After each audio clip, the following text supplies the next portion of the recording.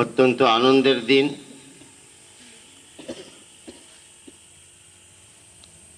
বহু পরিশ্রম, আত্মত্যাগ, কুরবানির মাধ্যমে আজকের এই দিন আমরা অর্জন করেছিলাম। আমরা জানি বিদেশি ইংরেজরা ব্যবসা করবার নাম করে আমাদের দেশে এসেছিল এবং তারা ধীরে ধীরে আমাদের দেশ দখল করতে করতে সম্পূর্ণ ভারতকে তারা গ্রাস করেছিল, তাদের প্রভাব বিস্তার করেছিল। শেষ পর্যন্ত আমরা নিজের সংসারেই, নিজের দেশেই পরাধীন হয়ে গেলাম। তারা আমাদের দেশ দখল করে এখানকার সম্পদ, অর্থ ইত্যাদি লুট করে তাদের দেশে নিয়ে গিয়েছিল। চরম অত্যাচার, অপশাসনের শিকার আমরা হয়েছিলাম, আমাদের পূর্বসূরীরা হয়েছিলেন। তাদের জুলুম, তাদের অত্যাচার যখন প্রচণ্ডভাবে বৃদ্ধি পেল, তখন আমাদের ওলামায়ে কেরাম সব থেকে প্রথম পরাধীনতার গ্লানি অনুভব করছিলেন। তারা সর্বপ্রথম গর্জে উঠেছিলেন, তারা আওয়াজ তুলেছিলেন যে আমরা নিজের দেশে, নিজের ভূমিতে, নিজের ঘরে অপরের শাসনে পরাধীন হয়ে আমরা থাকতে চাই না। যেহেতু দেশ আমাদের, সংসার আমাদের, এর উপর কর্তৃত্ব, মাতব্বরি আমাদের চলবে, বাইরের কারো মাতব্বরি আমরা মানব না। 1803 সালে সব থেকে প্রথম ইংরেজের বিরুদ্ধে আওয়াজ তুলেছিলেন, একেবারে লিখিতভাবে ফতোয়া জারি করেছিলেন আমাদের পূর্বসূরি ইমামুল হিন্দ হযরত মাওলানা শাহ আব্দুল আজিজ সাহেব মুহাদ্দিস দেহলভী রহমতুল্লাহ আলাইহি। ইংরেজ এত শক্তিশালী, এত দুর্ধর্ষ ছিল, তার অপশাসনের বিরুদ্ধে আন্দোলন করা, পথে নামা তো অনেক দূরের কথা, মনে মনে কল্পনা করার সাহস ভারত। ছবি অঙ্কন করা হয়েছে যে গভীর রাত্রে একটা মানুষ একা একা মনে মনে এই স্বাধীনতার কথা ভাবতে পারেনি। এত ভয়, এত ত্রস্ত আমাদের ভারতবাসী ছিল, তখনও ভয় পেত, পাছে বলা যায় না ইংরেজের কেউ শুনতে পেয়ে যায়।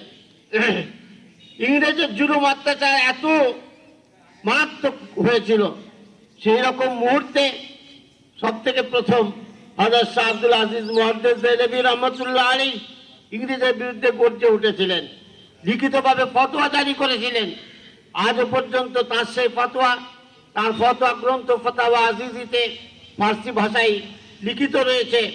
তিনি সমগ্র দেশবাসীকে আওয়াজ দিয়েছিলেন, আহ্বান জানিয়েছিলেন যে নিজের দেশে, নিজের ঘরে কি করে পরাধীন হয়ে থাকতে পারি। অতএব দেশবাসী, তোমরা সকলে এসো, একজোট হয়ে আমরা ইংরেজের বিরুদ্ধে আন্দোলন করি, লড়াই নামি, প্রয়োজন হলে দেশের স্বার্থে, দেশকে ভালোবাসার প্রেরণায় আমরা আত্মত্যাগ করব, প্রাণ বলিদান দেব, শহীদ হব, কিন্তু দেশকে স্বাধীন করতে হবে।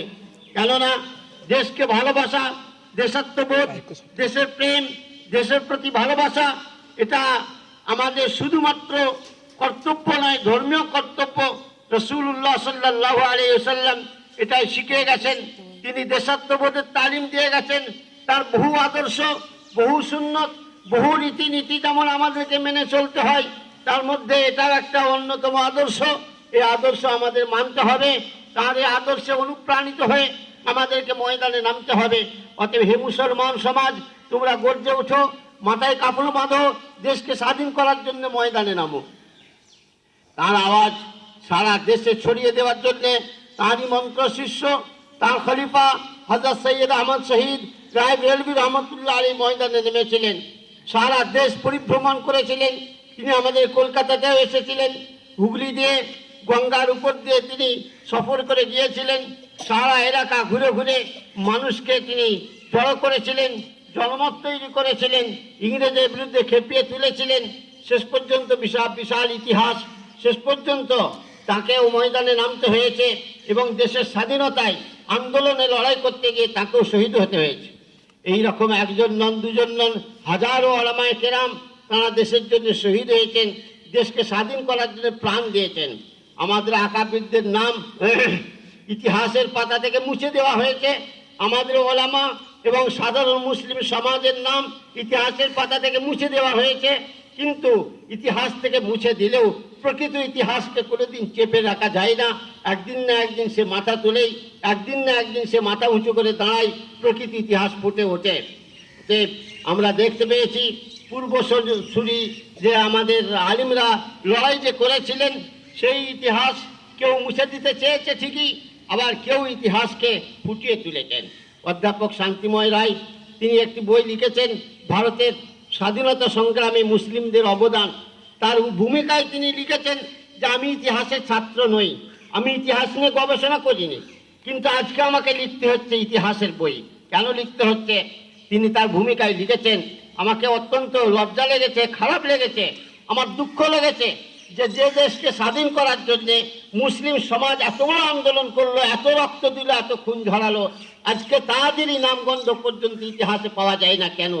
আমার দুঃখ লেগেছে। আমার মন চেয়েছে যে না, প্রকৃত ইতিহাস, সত্য ইতিহাস মানুষের কাছে তুলে ধরা দরকার। সেই উদ্দেশ্য নিয়ে আমি এই বই লিখলাম। সেই বইয়েতে তিনি হযরত